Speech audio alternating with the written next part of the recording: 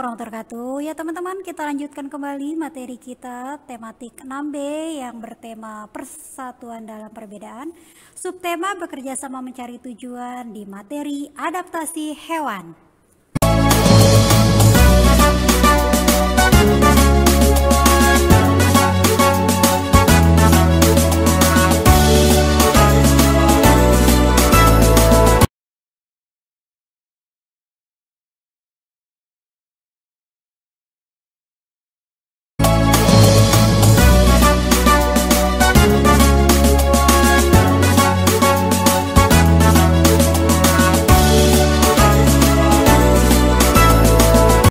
Di subtema 2 kali ini kita akan membahas tentang lebah madu, kelelawar, cicak, dan semut.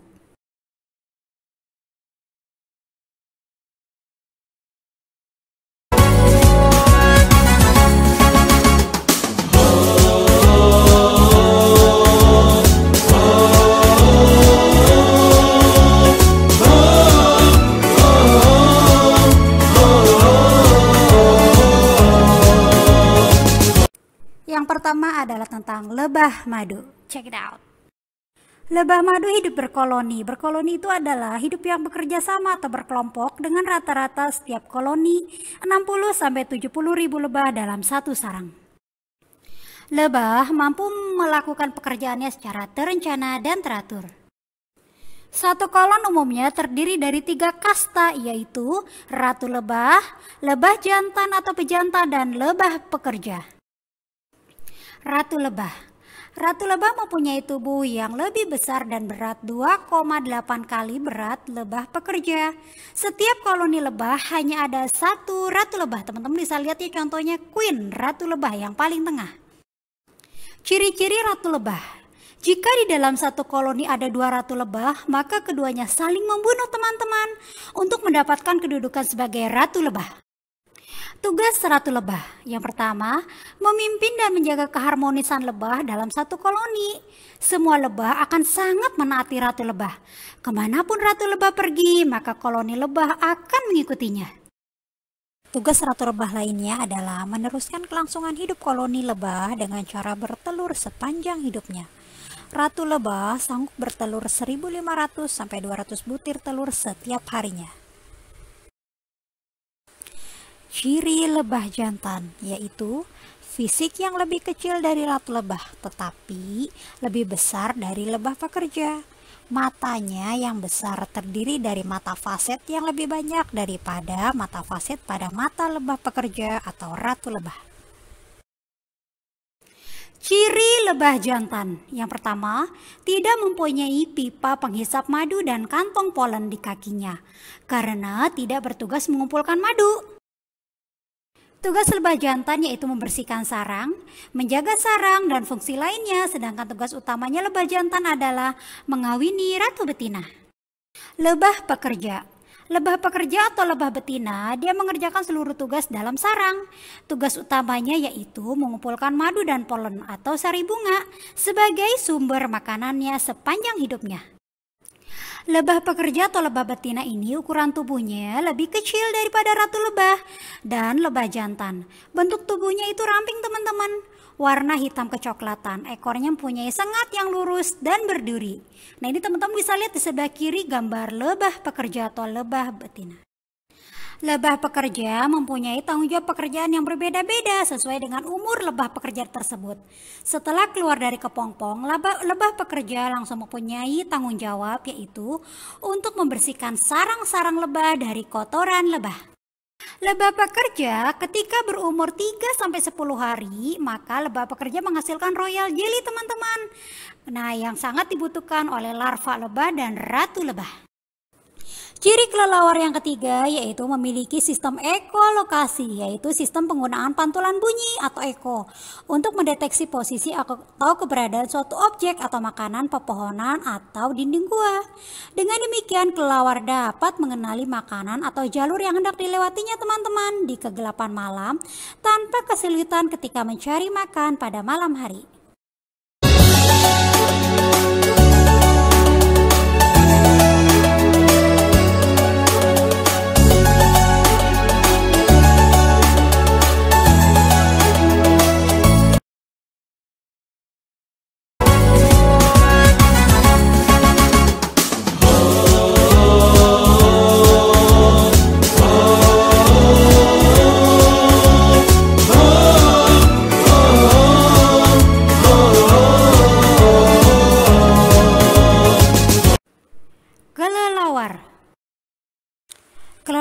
bukan unggas, melainkan mamalia bersayap yang dapat terbang.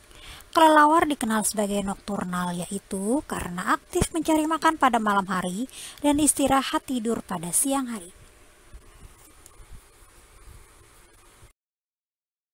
Ciri kelelawar, sayap yang lentur dan tipis serta kaki dan cakar yang kuat. Sayap kelelawar berbeda dengan sayap burung. Sayap kelelawar berupa selaput kulit lentur. Selaput ini membentang antara tulang-tulang jari dan tulang lengannya. Ciri kelelawar selanjutnya, dia memiliki kaki dengan cakar yang kuat. Digunakan untuk mencengkram langit-langit gua atau dahan ketika tidur dan istirahat. Ciri kelelawar yang kedua, bersarang di langit-langit goa dan cabang pohon yang tinggi. Kelelawar biasa tidur atau istirahat dengan posisi bergelantungan terbalik. Posisi kepala berada di bawah dan sayap menyelimuti badan. Posisi ini membuat kelelawar aman dari musuh dan memudahkan ketika hendak terbang. Jika hendak terbang, kelelawar cukup membuka dan mengepakkan sayapnya. Ciri kelelawar yang ketiga yaitu memiliki sistem ekolokasi, yaitu sistem penggunaan pantulan bunyi atau eko untuk mendeteksi posisi atau keberadaan suatu objek atau makanan, pepohonan, atau dinding gua.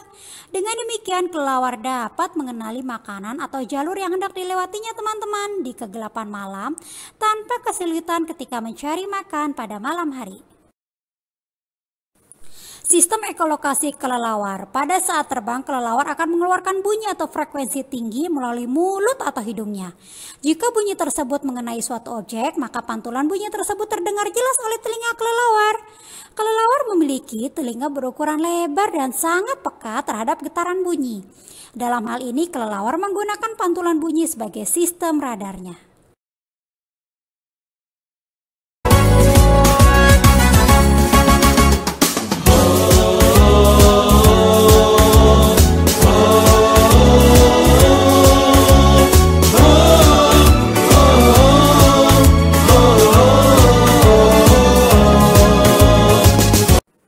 Selanjutnya, cicak. Cicak dan kerabatnya atau tokek merupakan hewan yang hidup merayap pada dinding. Makanannya berupa hewan-hewan kecil seperti nyamuk dan laron.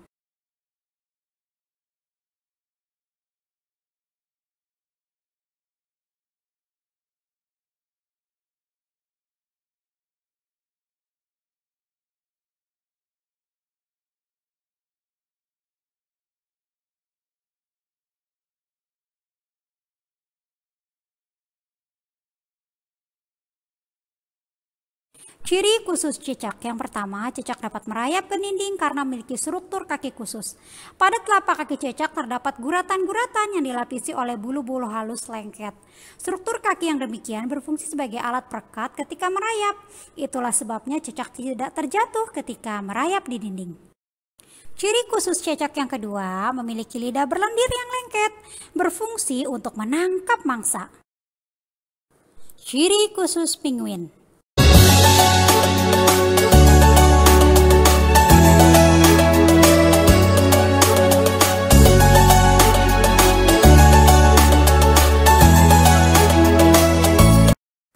Penguin termasuk kelompok burung meskipun tidak mampu terbang seperti kebanyakan burung. Penguin hidup di daerah dingin karena memiliki bulu sangat lebat. Di bawah permukaan kulit terdapat lapisan lemak membuat tubuh penguin tetap hangat. Penguin juga suka bergelombol dan berdiri di berdempetan agar tubuh mereka tetap. Ciri khusus bebek.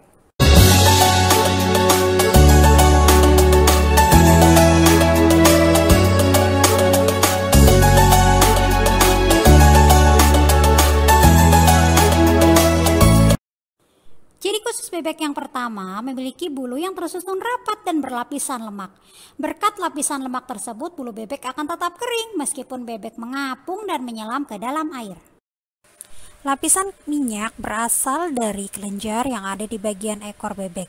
Bebek meminyaki bulunya dengan menggunakan paruhnya. Ciri khusus bebek yang kedua, dapat berenang karena memiliki selaput kaki yang berfungsi sebagai dayung ketika berenang dan dapat juga menahan berat badan ketika berjalan di tanah berlumpur.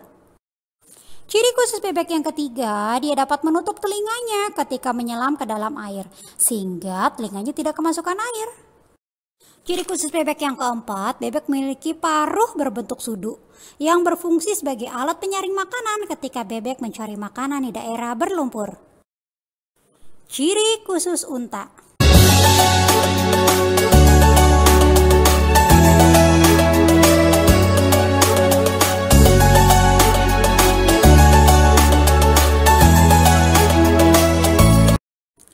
Yang pertama, memiliki punuk, merupakan bagian unta, gunanya menyimpan cadangan makanan berupa lemak. Ciri khusus yang kedua, apabila unta tidak memperoleh makanan selama perjalanan, maka hewan ini akan menggunakan lemak pada punuknya sebagai sumber makanan. Dalam hal ini, lemak diubah menjadi energi teman-teman untuk kebutuhan hidupnya setelah digunakan. Punuk akan menyusut lembek dan terkulai ke sisi tubuh.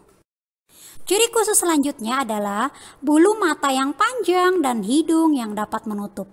Itu untuk mencegah kemasukan debu atau pasir yang berterbangan. Ciri unta yang ketiga, kaki yang panjang dan telapak yang lebar dan tebal. Gunanya untuk melindungi badan unta dari pantulan panas dan padang pasir. Kaki panjang dan telapak yang lebar mencegah tubuh unta terbenam ketika berjalan di pasir. Ciri khas semut.